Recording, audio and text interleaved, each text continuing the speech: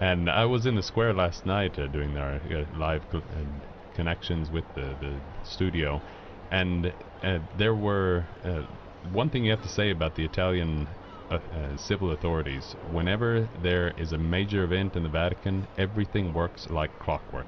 You can't say anything bad about them because they are very professional, and the security was guaranteed. You remember the funeral mass. There were, I mean, over 200,000 or 400,000 in the area, and there were no incidents. There were over 80 heads of state and government, and there was serious concentration on the part of this Italian civil authorities to guarantee the security for everyone. And now we could. So thank you, Kelsey. We'll be coming back to you again soon. Last night when I was in the square, I spoke to several people, but one of them was a layman, a guy from Scotland who had come in just precisely for the conclave, and he remembers when he was, well, he doesn't remember, but when he was, John Paul II went to Scotland, his father lifted him onto the shoulders of John Paul II, and so here's a little clip of my interview with him last night.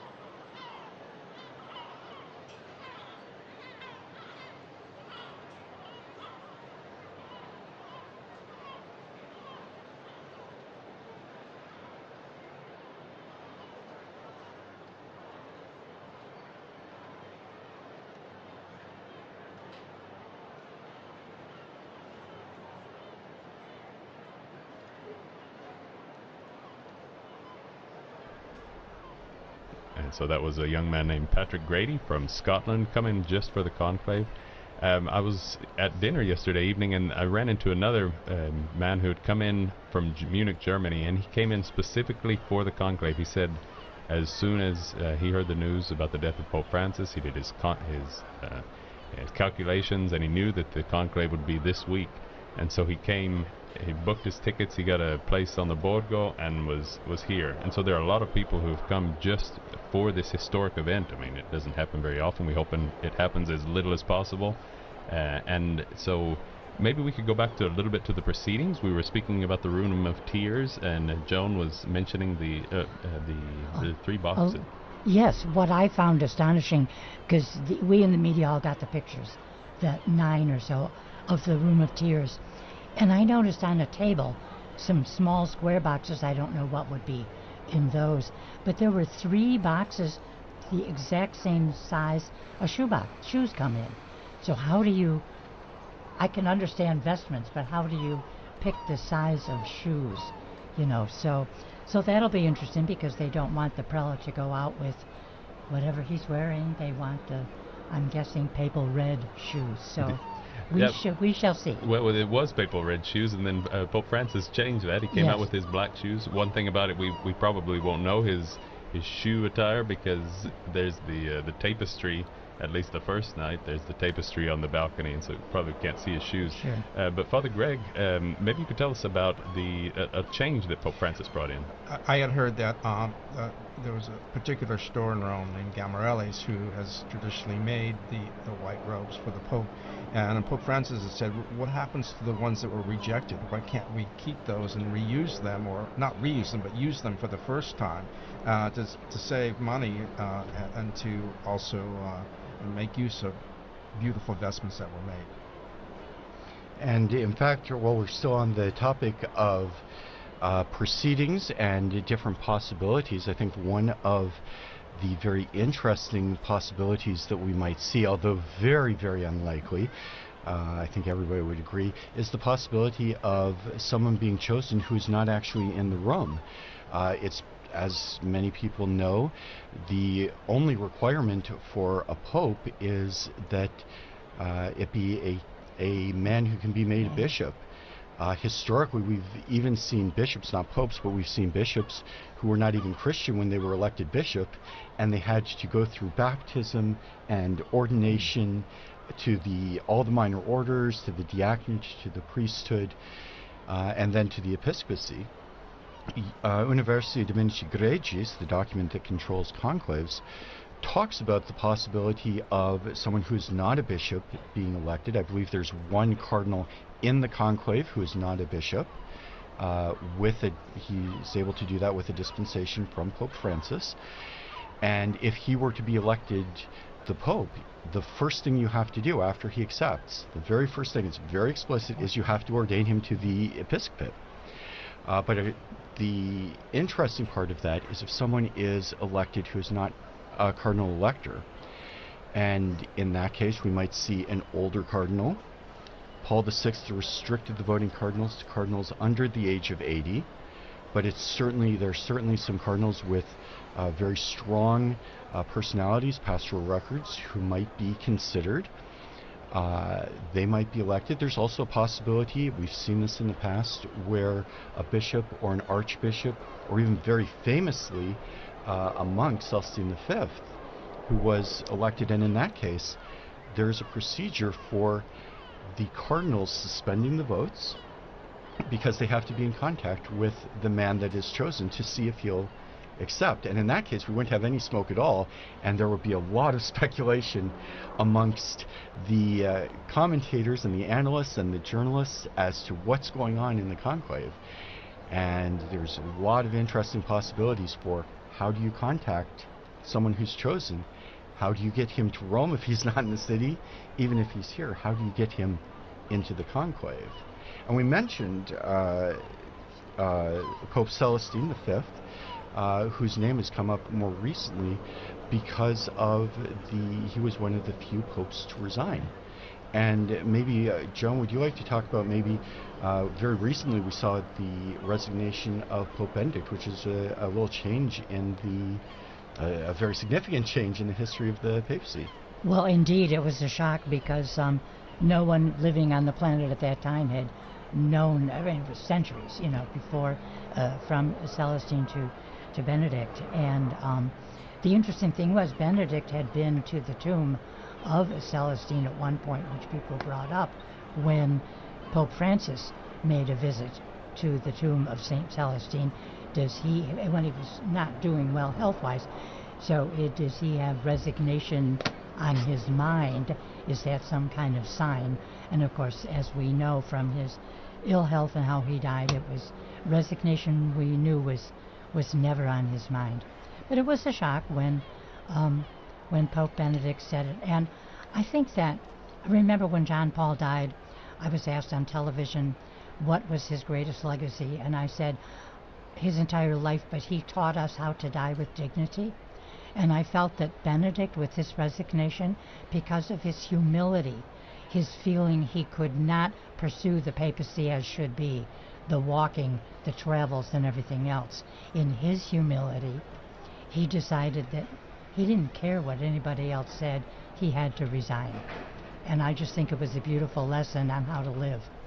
So with John Paul, how to die in dignity, and Benedict, how to live in dignity. And the interesting thing about Benedict's resignation is that on a theological level it could be said, and he was an eminent theologian, he knew what he was doing. He knew that he was stepping back and resigning and following in something that hadn't happened in 700 years.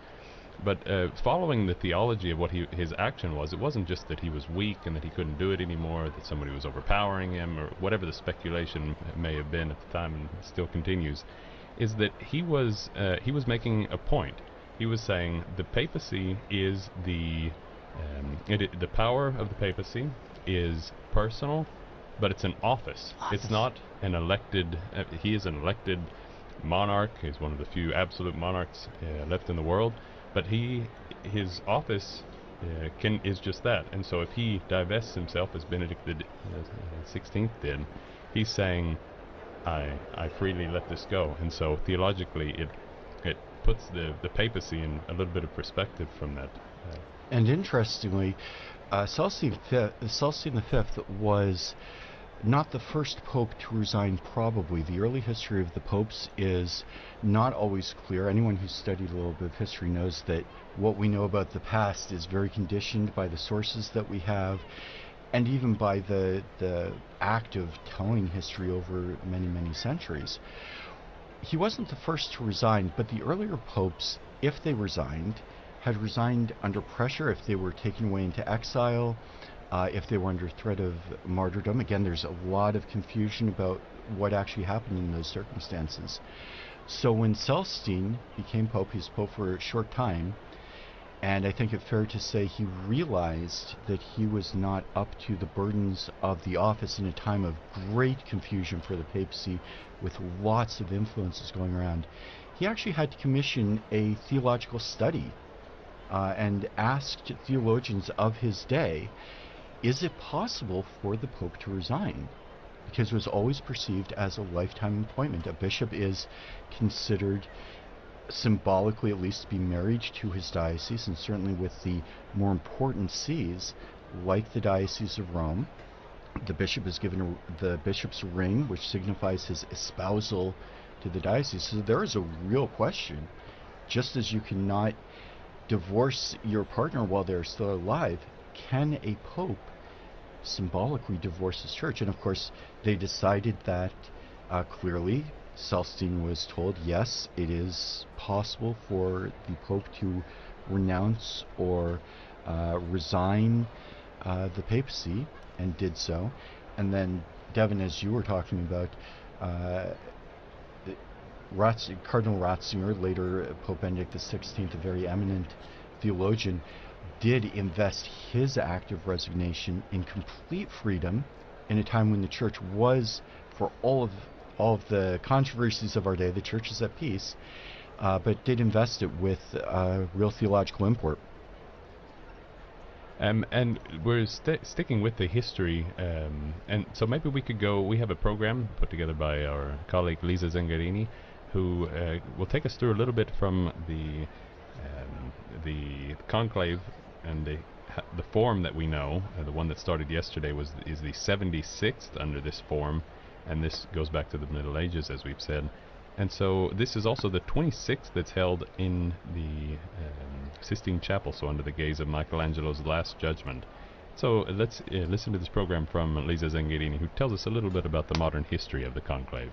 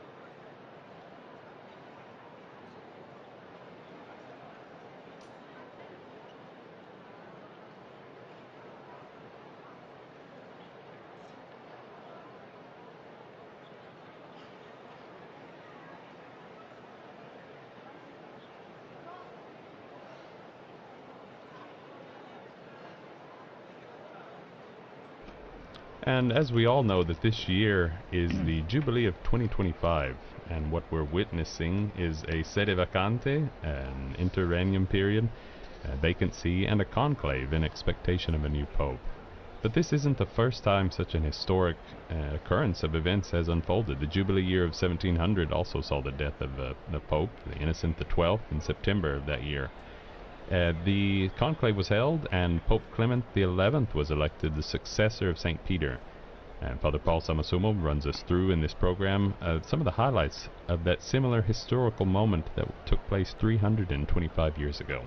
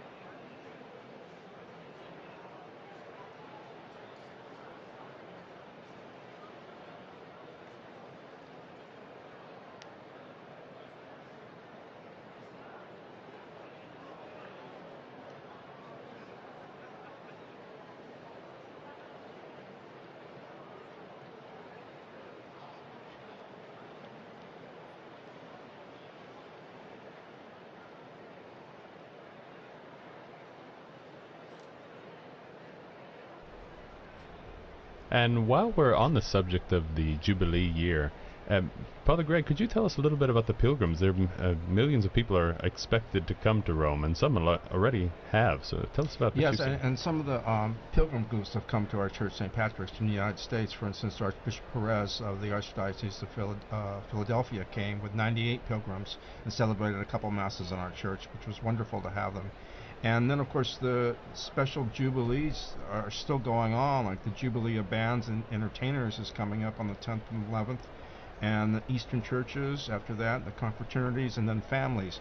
And so those are continuing, although the way it's going to be done until there is a pope is going to be, it'll be different. But we are seeing more and more pilgrims in May and June and July even. And there's the whole week of youth, the Jubilee of Youth, at the end of July and beginning of August, which will attract a lot of people. Yeah, we know the canonization of Blessed Carlo Acutis was supposed to happen a couple of weeks ago. 27th of April. 27th, yeah. Yeah, Like Sunday. And exactly, and Day now before. it's just been suspended. Mhm. So there's speculation it could happen later. It will happen, but they've said it will. They will wait for the new pope to decide Right. when and to confirm it. Right. And so we're looking forward to this renewed jubilee in a way where everyone will be curious to come and Right. see the new pope and to be here for the jubilee year and go through the holy doors. And that's one of the things too, is they want information on how to go through the holy door, what to do before, after, during, and now we just took a group to Santa Maria Maggiore, and so that the added thing of going and pay honor to Pope Francis at his tomb, which is a beautiful experience for many people. Well, for me, it's been interesting to talk to these pilgrims because they said they're very happy that there is a church for English speaking and for Catholic Americans in Rome. So they enjoy meeting those of us who are been members of the parish for years, and then meeting fellow pilgrims. So it's a wonderful gathering point. Thank you. What about some of the liturgical events that are planned here in the next few days? Well, what would always be on a papal schedule, as it is every bishop in the world, you're going to have the Ascension, of course, has to be celebrated. That is on Thursday, May 29th. Pentecost is on June 6th. And then you've got Corpus Christi on June 22nd. And that's always a very special event in Rome. So the new pope will be looking at a liturgical schedule and a jubilee schedule, lots of events as Father Greg outlined. Many months of events, but the liturgical would be right now, May and June, for sure.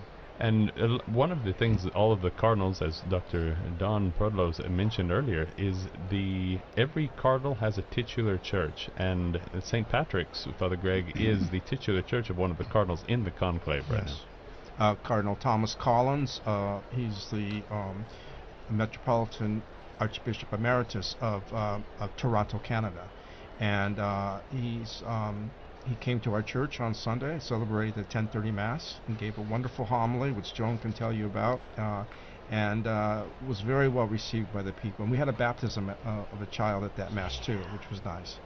No, that was truly, truly wonderful.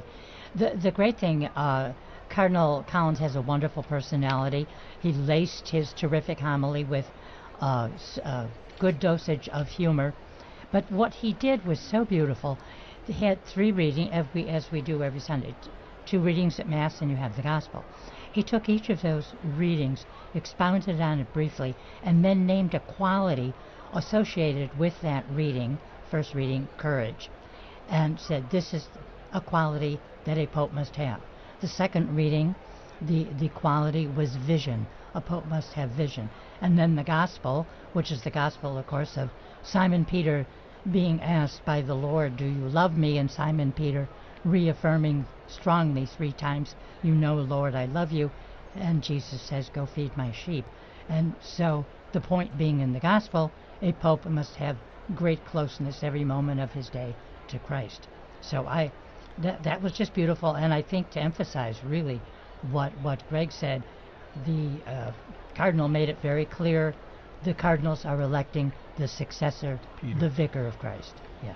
And so he was Cardinal Collins was mentioning that he's a successor of Peter, right? Right. He's not the successor of Pope Francis. He's the successor of Saint Peter. Exactly. Yeah. And one of the things Cardinal Collins said during his homily was that this baptism that was taking place at the Mass was, he said, there are two important events that are taking place in the coming days. One is this baptism that's about to happen, and then the other is the election of the Pope. He said this election, in a way, the election, this new member's entry into the family of God, into the Christian family, that's an act of God, he said. And he said this conclave that's happening, this election of the Pope, that's an act of men.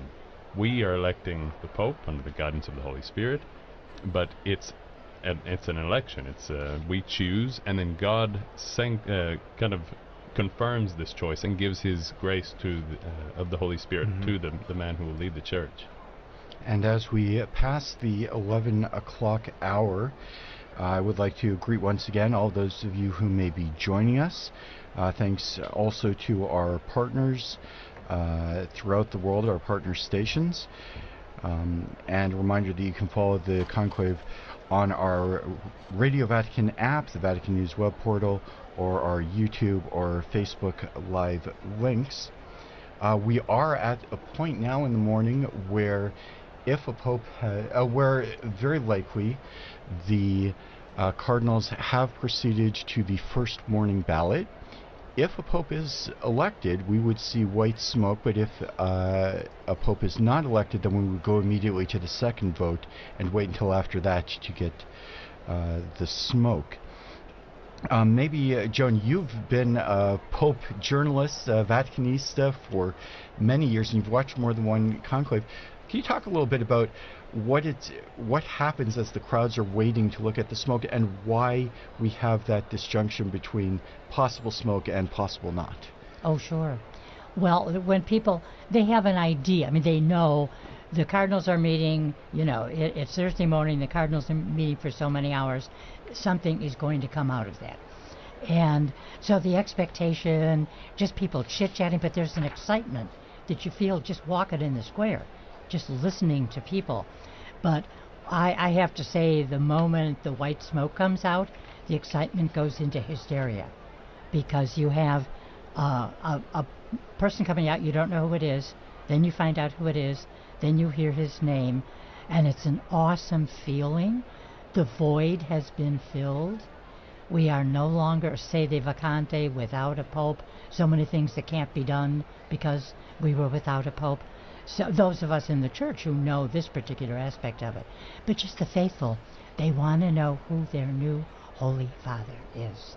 And it's an excitement beyond telling. I remember certainly for Pope Benedict, I was working for the Vatican at the time, and we had a very, very strong feeling that he would be elected early, that it would be Cardinal Joseph Ratzinger elected early. And there was great joy as those of us in the press office filed out and went into the square and rejoiced when we heard his name.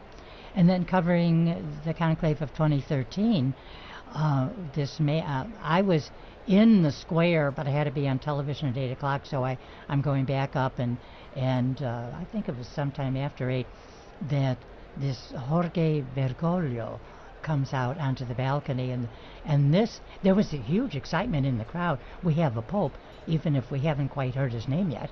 There's this man in white, and then with all the correspondents that were around us on the roof of the Augustinianum, it was like, what's his name? Jorge Bergoglio. What name did he take? Where's he from? So all the questions, and a lot of research had to be done, because when you have someone unexpected, as John Paul II was. Yeah, he was totally unexpected. Oh yes. He wasn't one among the popable or papabile, as they say. Exactly. He was overlooked. The church took a new direction. But it's a real exciting feeling. Yeah, Father Greg, have you seen any? Were you around for any of the recent elections, or? I was here for the election of Pope Francis, yes, and it was very exciting just being in. I was watching it on TV, but then I went down and was around the area, and it was very exciting because it was something new and unknown, and what does it mean, and where are we going, and the whole difference between the fact that Pope Benedict had resigned, but he was still there, and then this new pope, and how that would work, throughout the years that followed until the death of Benedict. Well, the mere fact that he took the name Francis. Yeah. And journalists had to discover very quickly that you could not call him Francis the First, because a pope doesn't become the first until there is a second. And so I remember I was watching rewatching that event. I was there in the square, but I was rewatching it the other day, and the subtitle underneath on one of the broadcasters was Francis the First. And then later in the broadcast, somebody did a little bit of deeper research, and then they took out the first part. And curiously enough, the first in centuries was John Paul I, and when he was announced as John Paul I. Yeah. Precisely because it hadn't happened in so long. There was a little question of what was most appropriate, and no one really got to delve too deeply into that in the, I believe it was 33 or 34 days of the John Paul I papacy. But when Francis was elected and chosen him, he became the first pope in centuries, except for John Paul I, to choose an entirely new name. They did do a little bit more study and decision making, and Francis made the decision, yes, I am Francis, ego sum Francis. And that, of course, is how he signed his documents, Francis. Yeah, what's on his tomb. It's interesting to think about what names have never been used. Augustine, Thomas Aquinas, not Thomas the... And there's no Peter the Second or Third. No, and there's only not... Peter. And in fact, that was one of the reasons for the custom of changing your name when you became pope to a different name, was the idea that it would not be appropriate to have a Peter II. So the first popes kept their own names. One of the very early ones to change had been named Mercurius, and he felt that the pope should not have the name of a pagan god. So he changed his name, and they continued to take their names for a long time, but then a Peter was elected, and it really did become the idea that we're not going to have a Peter II. And then successively, during a period of reform, a lot of the popes chose names that harkened back to the earliest years of the papacy, the fathers of the church and the early popes, and decided there was a whole string of seconds, Pius II and others, who changed their names, and that became the custom. And now, of course, most popes have most papal names have a long history and long pedigree. Exactly, and at this point we're going to take a little bit of a break, and it doesn't seem that there has been white smoke, so anything could happen. We're going to stay ready. We'll keep our eye on the chimney. And we're going to take a little bit of break for a little bit of music, and we'll be back in a few minutes.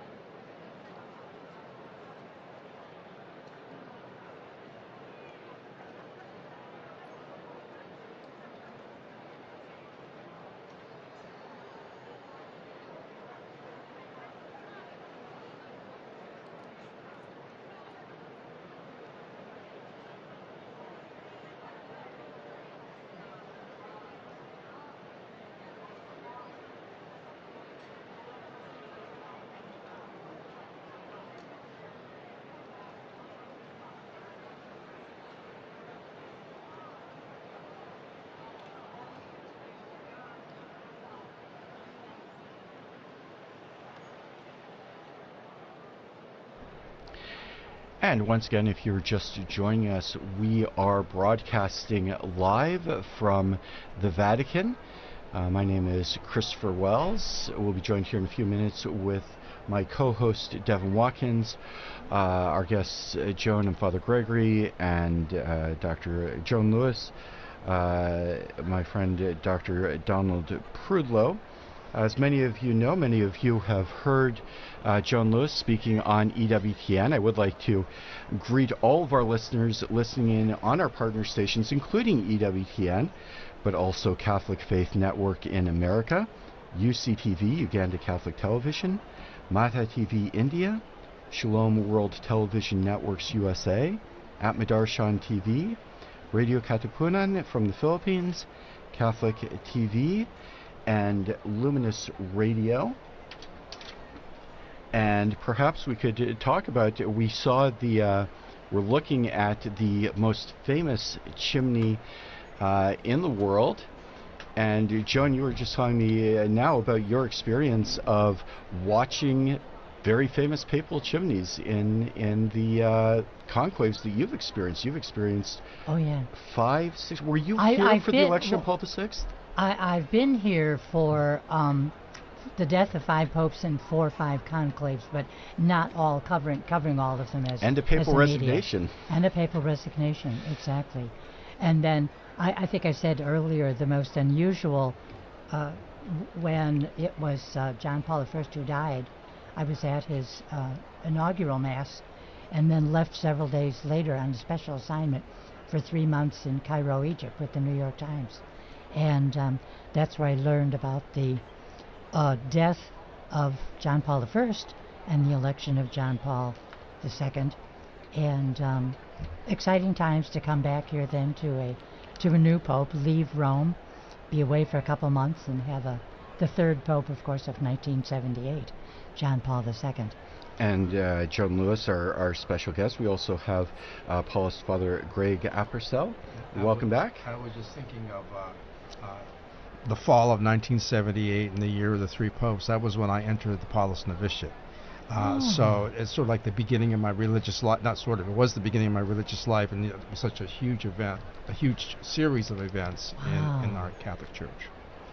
Yeah, and so just to get some of this excitement, we're going to go to a couple of correspondents in the square. First, we're going to go back to Kelsey Gussie, who's still in the square. And Kelsey, how are things going there?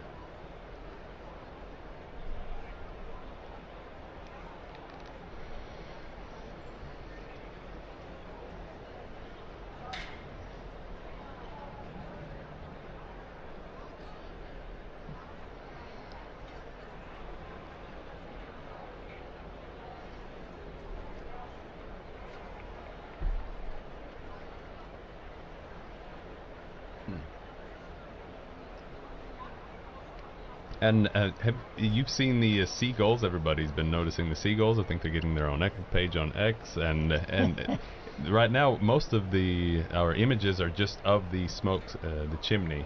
It doesn't seem to have any particular fauna around. But has anyone been discussing the the natural phenomena that occur around there? Yes.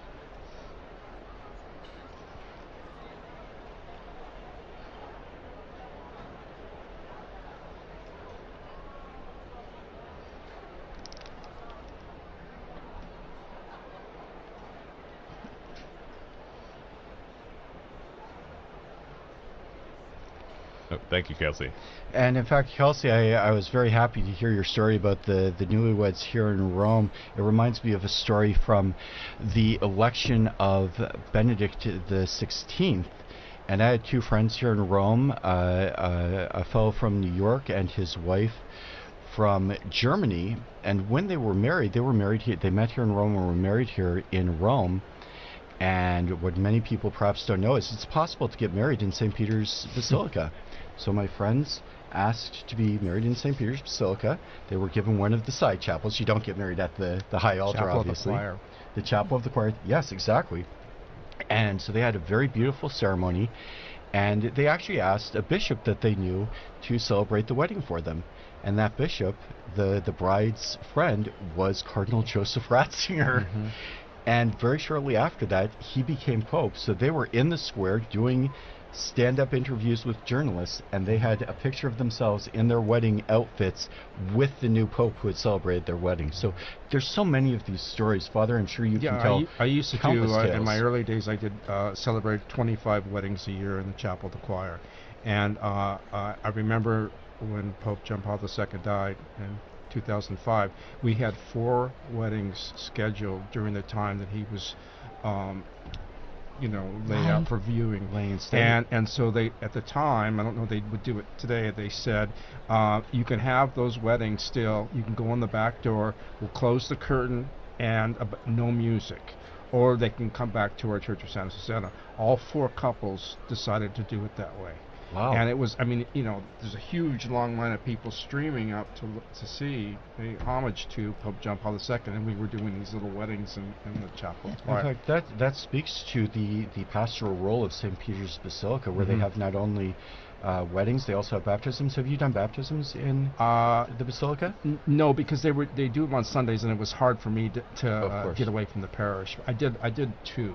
But with your church and with St. Patrick's, Rome is certainly a tourist destination, but for Catholics, it's a spiritual destination as well. So you still have to do pastoral care. Yes, yeah, and I also do what I call spiritual walking tours, where we go to see 3 or 4 or 5 churches on a Tuesday morning, and pilgrims come as well as parishioners. And of course that ties in with both the Jubilee this year. Yes. We've already talked about you welcoming many pilgrims, but also with the idea of synodality, which has been the perhaps premier initiative of Pope Francis in these past years. Can you talk about the idea of walking together in that context? Walking together for you in Rome. And in fact, I remember one time we did have a tour of this several years ago in Santa Maria Maggiore, and they told us to wait in the vestibule because there was a special guest coming through. They turned all the lights on, and we turned, and Pope Francis walked right out of the sacristy to go to the icon to pray before a trip that he was taking to Mexico. And so people said, who are you going to have next week on your tour, surprise guest. Wonderful. But they loved it. It was a great experience. And we're going to go back to the square right now. We've got our other colleague, Eduardo Giribaldi, who's there in the square. Eduardo? And how are things seeming on your end?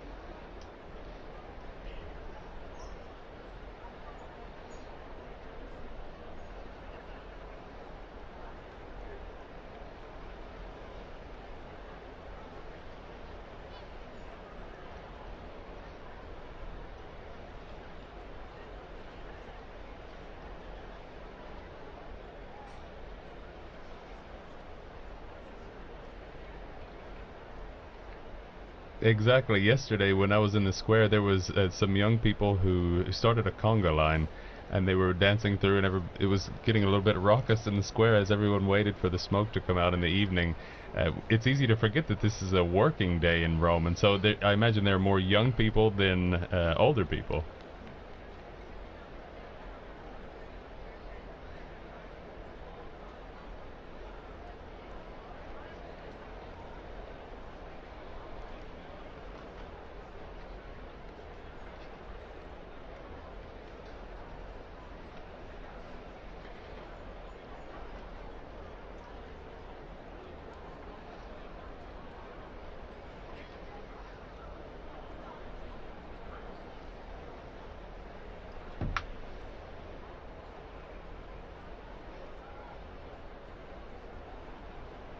Perfect. Thank you very much, Eduardo.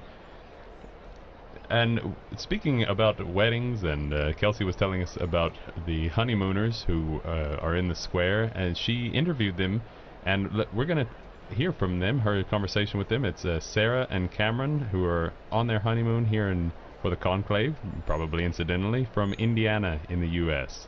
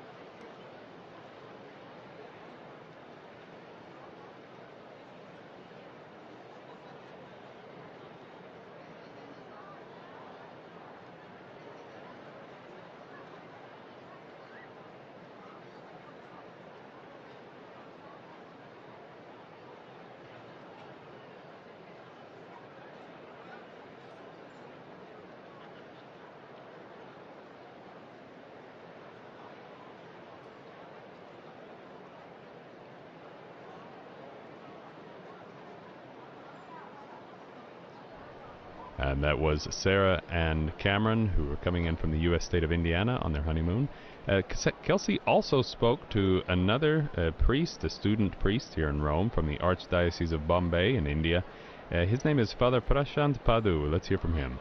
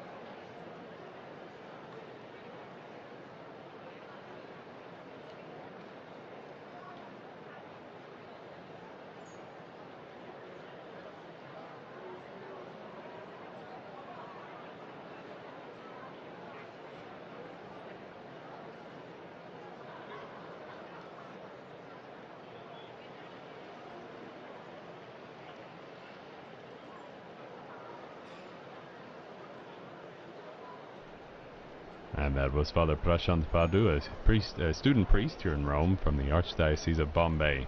And now we've been talking about about Conclave. We've been discussing the intricacies of it and what goes on behind the scenes, what goes on ahead of it. And now let's get into what everybody is downloading and watching. Conclave the movie. So the film that just came out was released a couple of months ago, I'm sure by pure chance, commercial chance. And so Father Greg is from Los Angeles. He's also a film critic.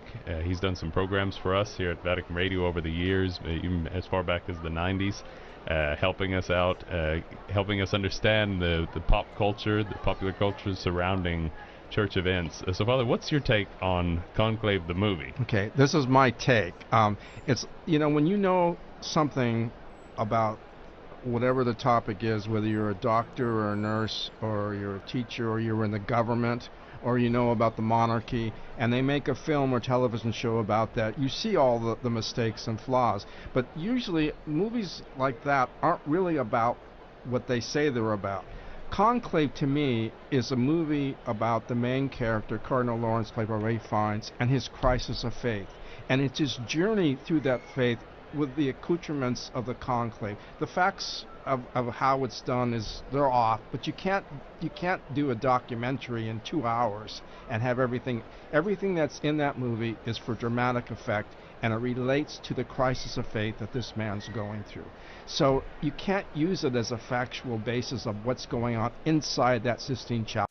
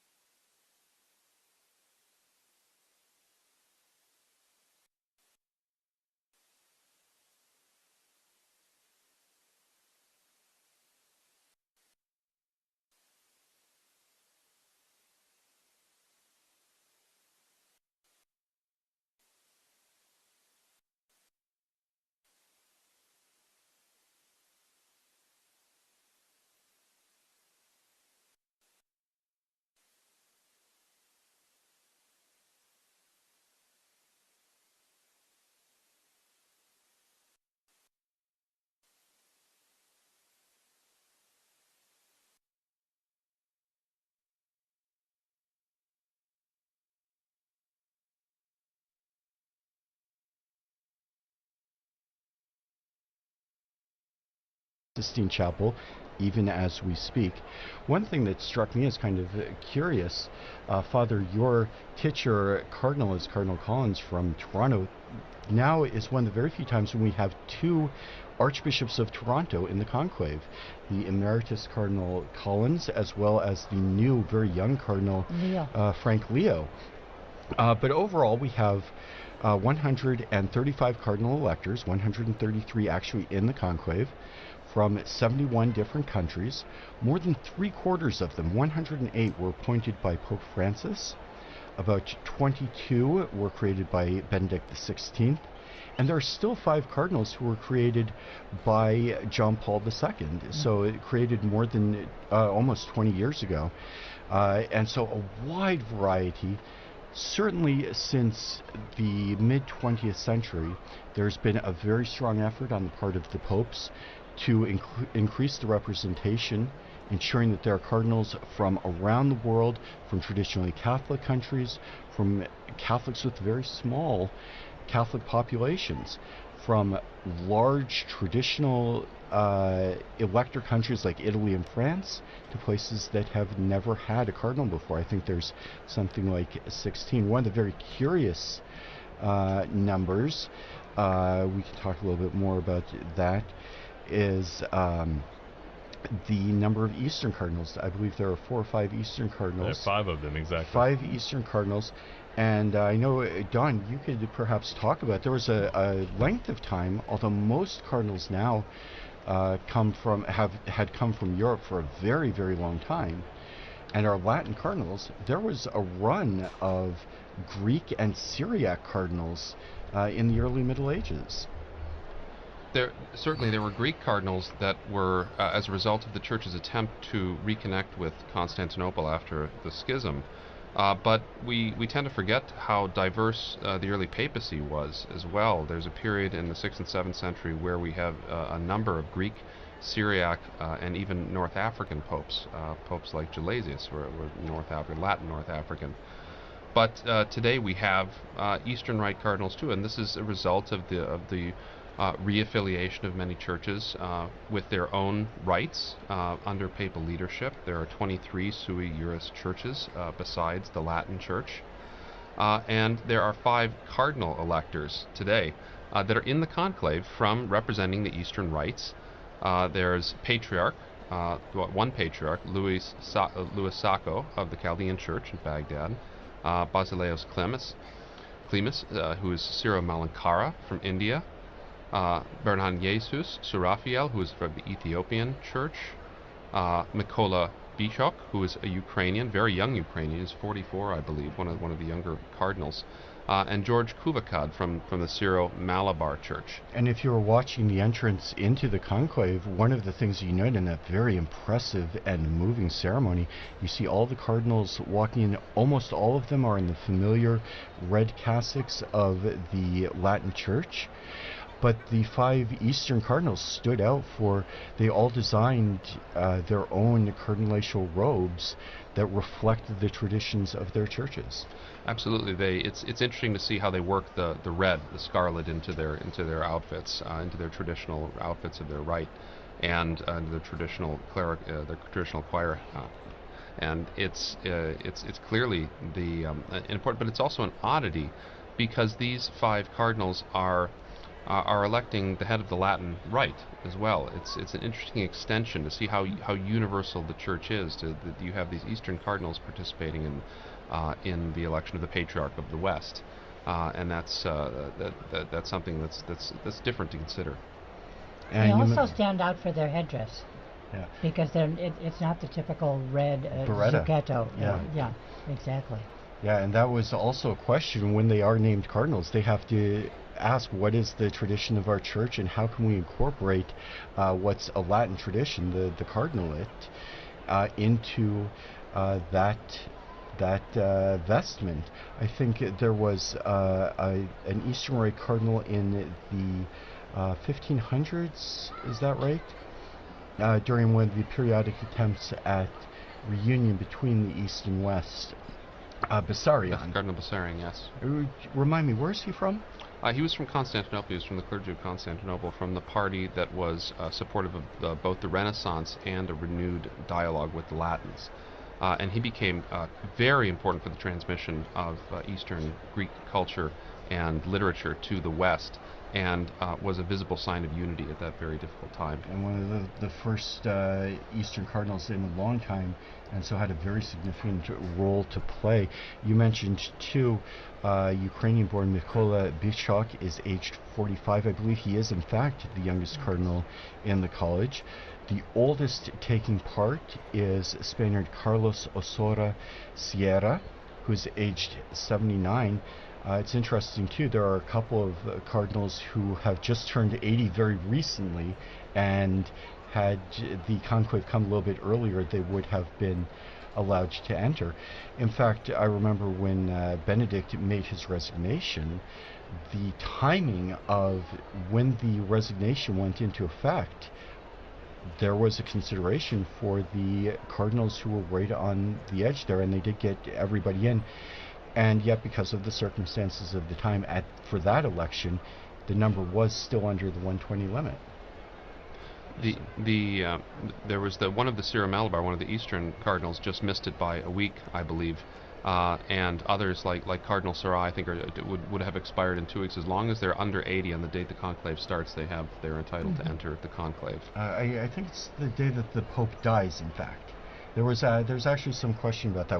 I remember we had this discussion amongst ourselves in the broadcast booth, and UDG is very specific, and that too is to ensure, because after the Pope dies, there is the cardinals decide when the conclave opens, and that has historically been a question because of traditional long travel times, and in previous eras where there was a lot of politicking amongst the cardinalate, that could have been an option to exclude someone. So they did change it so that it was from the moment the Pope died, and then it is very much in God's hands who is going to participate in the election. Speaking of age, a few more facts about the cardinals taking part in the conclave. 6 cardinals were actually born in the 70s. Including Cardinal Baldassare Reina, the vicar of the Diocese of Rome, Canadian Cardinal Frank Leo, whom we mentioned, Lithuanian Cardinal Rolandis Makrikas, the coadjutor archpriest of the Basilica of St. Mary Major. He was involved very closely. We have smoke. And we do have smoke. Thank you, Don. Well done. It does look like the black smoke is coming out, signaling the conclusion of the second vote, and I think a little earlier than we were expecting. Exactly. We weren't expecting this until about 12, at least, to 12:30. I believe we have Kelsey in the square. No, sorry about that. We do not. We're going to try to get her on the line here shortly to get this reactions. But yes, you can see, now we see images of the crowd. The black smoke has come out of the chimney above the Sistine Chapel. Everyone's got their phones out, taking videos of it. And we're going to connect now here shortly. Okay. And in fact, that's what you see if you're watching on the television screen. I think all of us remember, at least all of us in studio remember, various elections and conclaves. And as soon as smoke starts coming out, the first question on everybody's lips, is it white or is it black? Happily, this time the black smoke has been very clear, and is now as well. And when there is that moment, the crowd just goes silent as everybody's looking up and determining for certain what color is the smoke. And on the modern means of communication yesterday in the square in the evening, whenever the smoke came out, it was dark. It was already, the sun had already gone down, and you could see the screens, and you can see on the square that it's a close up there. But those as soon as the smoke started coming out, those TVs turned off, and so that everyone would look up to the actual chimney and to focus on what's real and not just what's in front of our in front of our screens. And then it came back on, and you could see that the smoke was black. And now we're going to go live to Kelsey, who's in the square. Kelsey, what are you getting the sense of?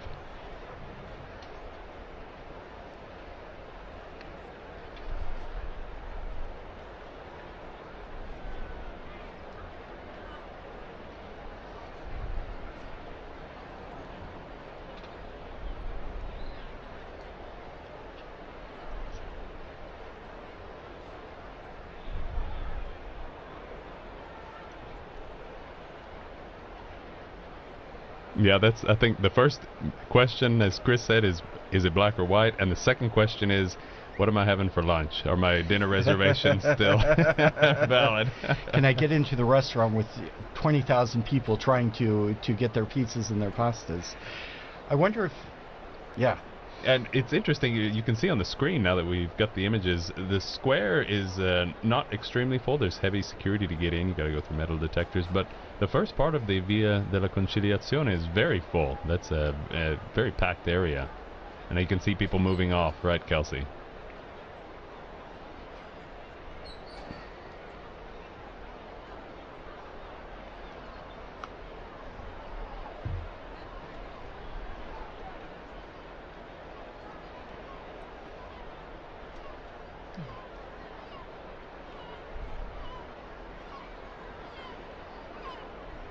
Yeah, because we're going to be back again this afternoon. That means the next possible smoke would be around 5:30. This is just a guess, more or less, of the indications that we've received. At that point, it would come out only if the first ballot elected a new pope, and so we would see white smoke only come out around 5:30 or 6 or so. Later this evening, for sure there will be a black or a white smoke at around between 7:30. It all depends on when the cardinals get started, and from there we will continue on, and we hope the cardinals are moving along in their voting process and guiding us toward the future of the church. And again, very interesting phenomenon I think we saw last night. The square starts out almost not quite empty. There's always lots of people there, but it seems kind of sparse, and then people start filtering in. It fills up, but the moment, I think we all remember, the moment the white smoke comes out, everybody in Rome drops what they're doing.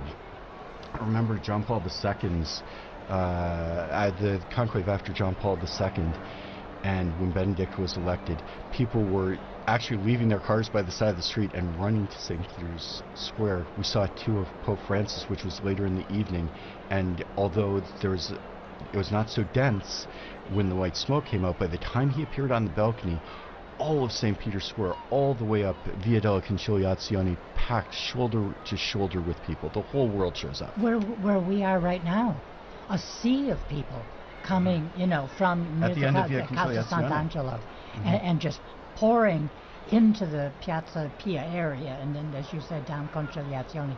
There's no way you would have tried to go against the crowd. You would have been trampled, I think. But it was an astonishing thing. And since this brings us to, we've seen the black smoke, we do not have a pope yet. Voting will continue this afternoon. And with that, we're going to wrap up this broadcast. We thank you, Kelsey, for helping us out in the square, Eduardo, Father Greg Uppersell, Joan Lewis, Dr. Don Prudlow.